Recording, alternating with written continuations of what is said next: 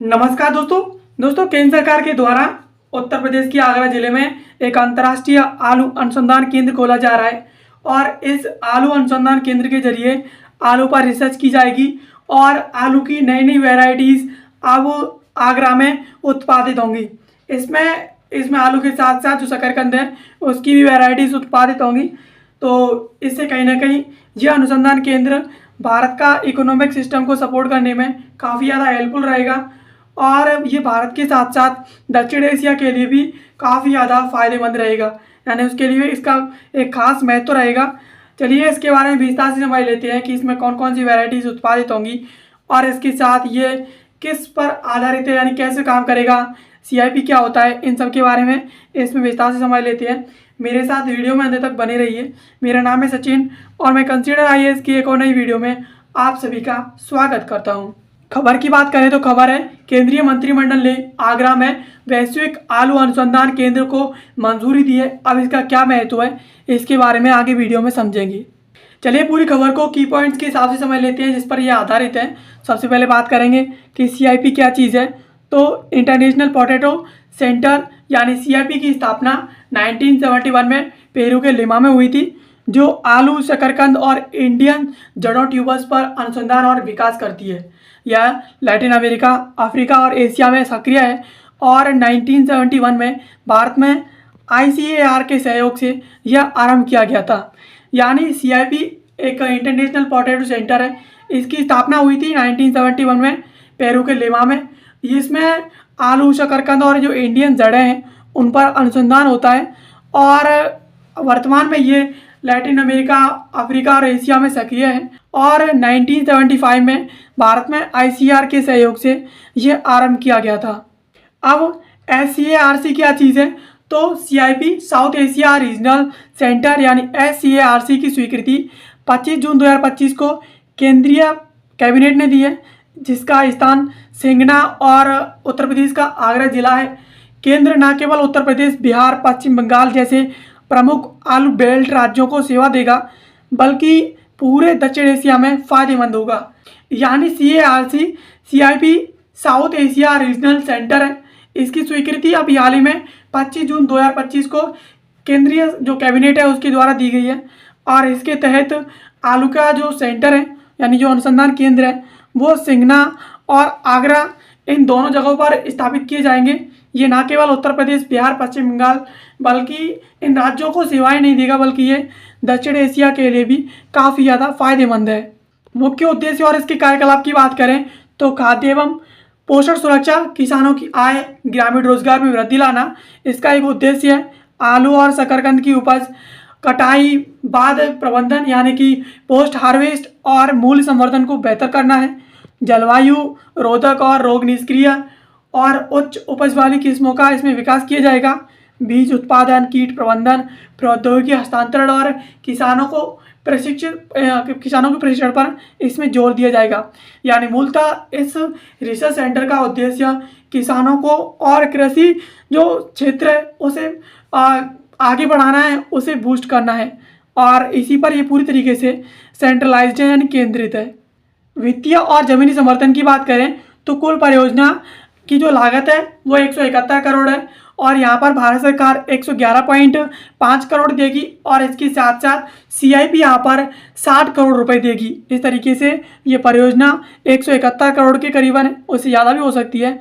उत्तर प्रदेश सरकार ने करीब 10 हेक्टेयर यानी 25 एकड़ जमीन निःशुल्क इसके लिए उपलब्ध कराई है। यानी उत्तर प्रदेश सरकार के द्वारा इस परियोजना के लिए 25 एकड़ जमीन यहाँ पर निःशुल्क उपलब्ध कराई है। महत्व और असर की बात करें तो भारत दुनिया में दूसरा सबसे बड़ा आलू उत्पादक है। 2020 में 51.3 मिलियन टन और वहीं चीन सबसे बड़ा उत्पादक है। इसने 78.24 मिलियन टन आलू का उत्पादन किया था। इस पर जो औसत उपज थी वो 25 टन प्रति हेक्टेयर थी, जबकि संभावित क्षमता है इसकी वो 50 टन प्रति हेक्टेयर है। शकरकंद में भी लगभग 1/3 उपज की रही है यहाँ पर और CSARC से उच्च गुणवत्ता का बीज एवं नवीन किस्मों तक पहुँच से उपज बढ़ेगी और बीज आयात भी कम होगा, निर्यात और यहाँ पर प्रसंस्करण के अवसर बढ़ेंगे। यानी भारत दुनिया का दूसरा सबसे बड़ा आलू उत्पादक है। 2020 के आंकड़ों की बात करें तो 51.3 मिलियन टन यहाँ पर आलू का उत्पादन हुआ था। और वहीं चीन दुनिया का पहला सबसे बड़ा आलू का उत्पादक है। यहाँ पर 2020 में ही 78.24 मिलियन टन जो आलू का यहाँ पर उत्पादन हुआ था। यहाँ पर औसत जो उत्पादन हुआ था वो 25 टन प्रति हेक्टेयर के हिसाब से हुआ था। और इसका जो संभावित है यानी उपज बढ़ सकती है वो 50 टन प्रति हेक्टेयर तक बढ़ सकती है। और यहाँ पर जो शकरकंद है उसका भी 1/3 तक उत्पादन हुआ था। और CSARC का जो उद्देश्य है वो यहाँ पर बीज की नई नई किस्में बनाना और उससे कहीं ना कहीं यहाँ का बीज का जो आयात है वो भी कम हो जाएगा और निर्यात बढ़ेगा।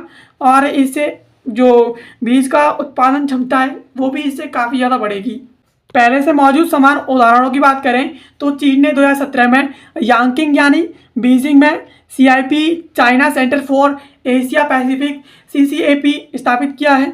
भारत में इससे पहले 2017 में वाराणसी यानी IRRI SARC स्थापित हुआ है, जो IRRI international rice research institute का के क्षेत्रीय केंद्र है। यानी चीन के द्वारा यांकिंग बीजिंग में CIP China centre for Asia Pacific यानी CCAP स्थापित किया है।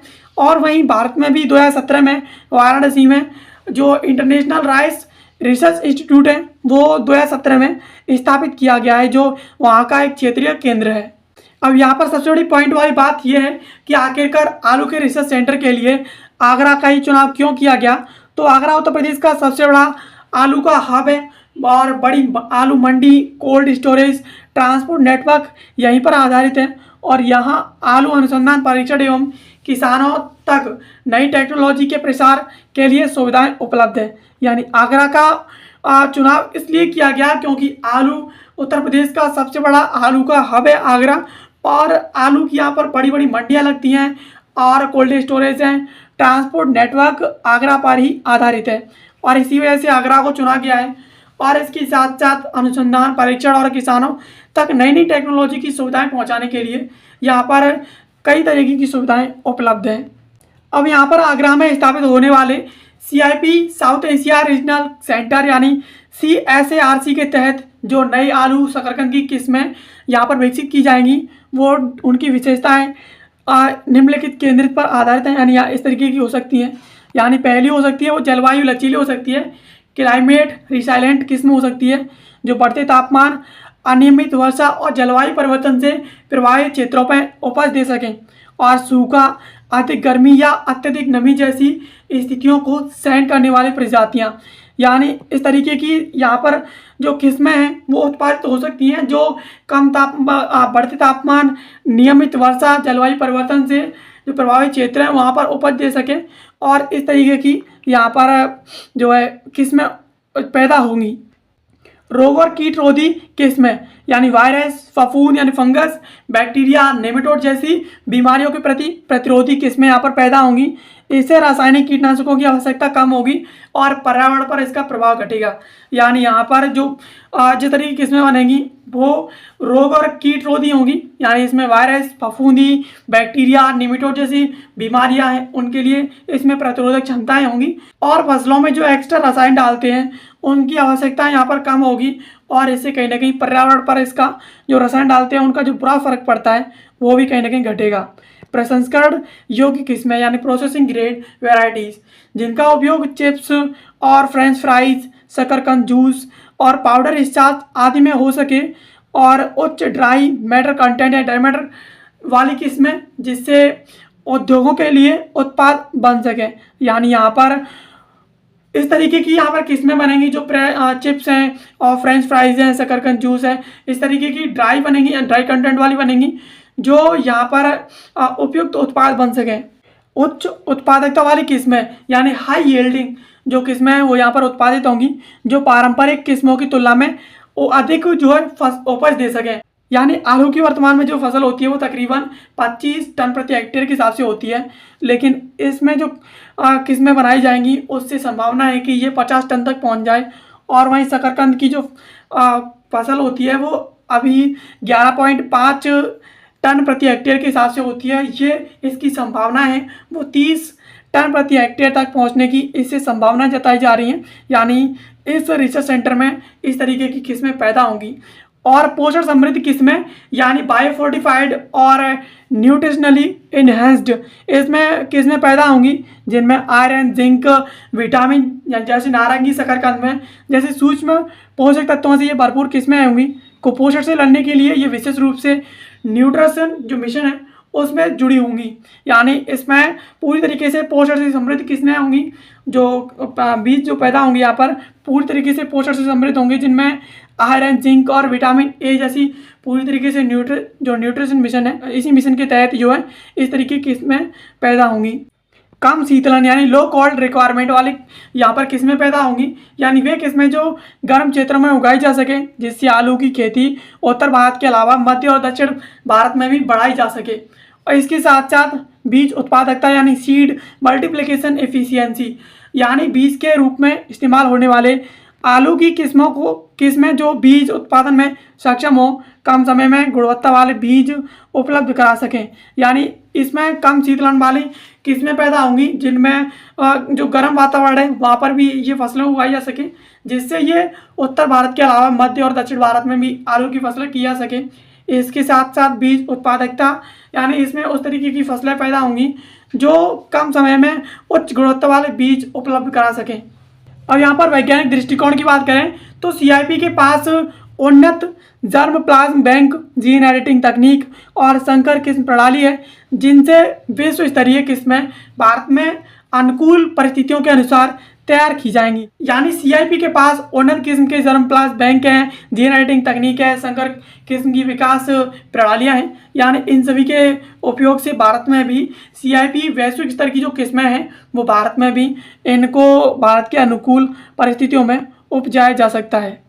अब इस आलू अनुसंधान केंद्र के साथ साथ सीआईपी पर आधारित एक सवाल है, इसका जवाब आपको कमेंट बॉक्स में देना है। तो प्रश्न है, हाल ही में समाचारों में रहे CIP south Asia regional centre यानी CSARC की स्थापना का मुख्य उद्देश्य क्या है? तो एशिया में गेहूं की नई किस्मों का विकास और निर्यात को बढ़ाना, दक्षिण एशिया में आलू और शकरकंद के उत्पादन और बीज गुणवत्ता और प्रसंस्करण को बढ़ावा देना, और जैविक खाद्य उत्पादन, जैविक कृषि को वैश्विक स्तर पर बढ़ाना। और इसके साथ अगला ऑप्शन है दक्षिण एशिया में धान की पारंपरिक किस्मों का इसमें संरक्षण करना। ये सवाल है जिसका आपको जवाब कमेंट बॉक्स में देना है। बाकी आपको जवाब इसका कमेंट बॉक्स में पिन मिल जाएगा। ऐसी वीडियो को देखने के लिए आप हमें सब्सक्राइब कर लीजिए। बाकी मिलते हैं किसी अगले वीडियो में किसी नए और महत्वपूर्ण टॉपिक के साथ। तब तक के लिए आप सभी का बहुत बहुत धन्यवाद।